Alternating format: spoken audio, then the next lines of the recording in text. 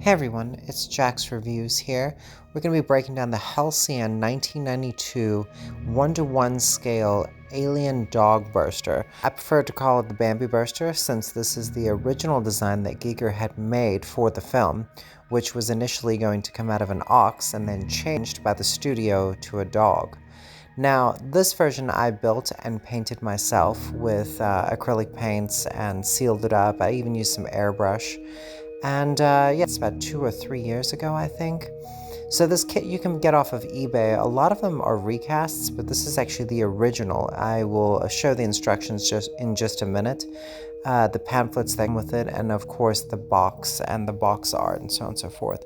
I also have some of Giger's images, which will be coming up at the end, his initial designs for the Bambi burster that was used on set for the film by David Fincher. So here you can see we have the pamphlet that comes with it that gives you the description and breakdown of everything inside the kit. And this is step 1 for the Bambi burster construction, so you can see the head, the torso, the mid-length tail, even the tip of the back of the head is on there. And this is step 2. I also give you instructions on what to use to paint the Bambi burster. Yeah, and these are all the little body parts that all come together.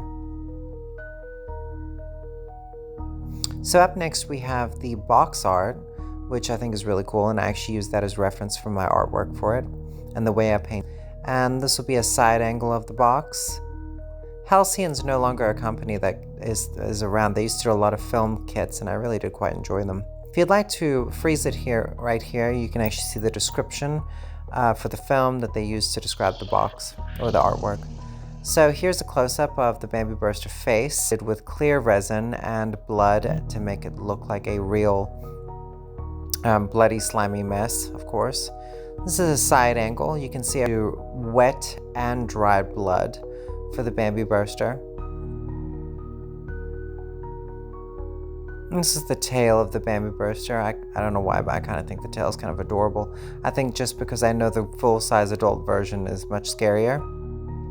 And this is the other angle of the Bambi burster.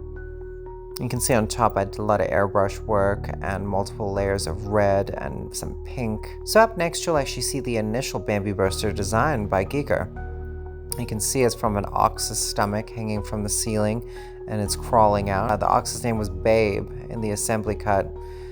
And yeah, this is Babe. It's very similar to how it was in the film, and ADI did the special effects for it. And what Giger had initially designed was an embryo sac that would fall out, and then you would get the Bambi burster that comes forth. You can see pretty much all of the artwork and it looks very similar to this design.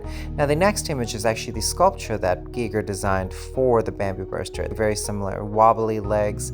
Fincher described it as just like a Bambi coming out, just like a, because it was supposed to come out from an ox. Now the next design is actually what was filmed because they didn't want tensions with Giger and David Fincher, so they didn't want a lawsuit. So the ADI was designing this image, which is the animatronic day. And this last shot that's there is another image of me when I first did the alien. Anyway, thanks for watching. If you want to see more, like and subscribe and hit the bell notification. And thanks for watching, everyone.